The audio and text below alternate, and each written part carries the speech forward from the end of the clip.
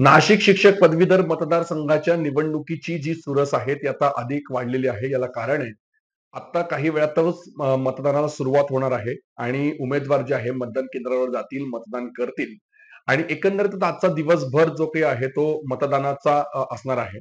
या सगळ्या संदर्भामध्ये बोलण्यासाठी अजित पवार राष्ट्रवादी काँग्रेस पक्षाचे उमेदवार ॲडव्होकेट महेंद्र भावसार आता आपल्या सोबत आहेत. काय सांगाल थोड्या वेळात मतदानाला आता सुरुवात होते आहे आणि आपण मतदानाचा हक्क बजावणार आहात. खरं तर आपल्या आयुष्यातली ही पहिली निवडणूक आहे असं म्हटलं तर ते चुकीचं ठरणार नाही. या निवडणुकीला आपण सामोरं जात आहेत. कसं वाटतंय? हो, निश्चितपणे. मी प्रथमच या निवडणुकीत सामोरं जात आहे आणि या निवडणुकीमध्ये अनेक मातब्बर उमेदवार उभे आहे. कोणी कारखानदार आहे, कोणी मद्य सम्राट आहे, कोणी शिक्षण सम्राट आहे, संस्था चालक आहेत. असे मातब्बर उमेदवार उभे आहेत. मी केवळ शिक्षकांचा वकील म्हणून गेल्या 34 वर्षापासून लढा देतो आहे आणि तो लढा मला अपूर्ण वाटतो आहे. म्हणून मी शिक्षकांचा आमदार होऊन तो लढा पूर्ण करावा या हेतूने मी माझी उमेदवारी केलेली आहे.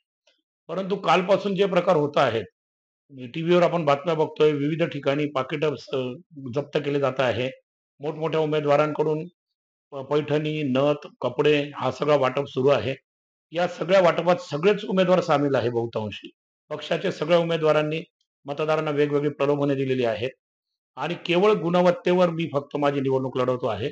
पण मला खात्री आहे शिक्षक हा सुज्ञ माणूस आहे आणि शिक्षकांवर गेल्या 2 निवडणुकांपासून जो डाग लागलेला आहे, की ते प्रलोभनाला बळी पडतात.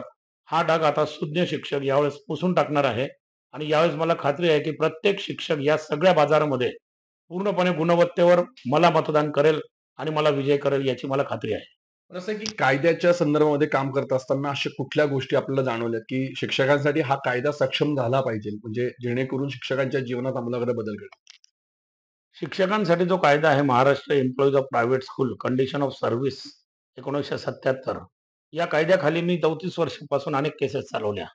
परंतु या कायद्यामध्ये काही त्रुटी आहेत. त्या कायद्याला आता 40 ते 50 वर्ष होत आली आहेत. त्या त्या मानाने शिक्षण क्षेत्रात आमूलाग्र बदल झाले आणि कायदा तोच जुनी भाषा, जुने शब्द आणि आज मात्र आमूलाग्र शिक्षण पद्धतीनंतर त्या कायद्याचा उपयोग करून जेव्हा केस चालवतो, तेव्हा त्यात अनेक वेळा अपयश येतं आणि म्हणून त्या कायद्यातल्या काही कलमांमध्ये आणि त्या कायद्यामध्ये बेसिक दुरुस्ती आवश्यक आहे.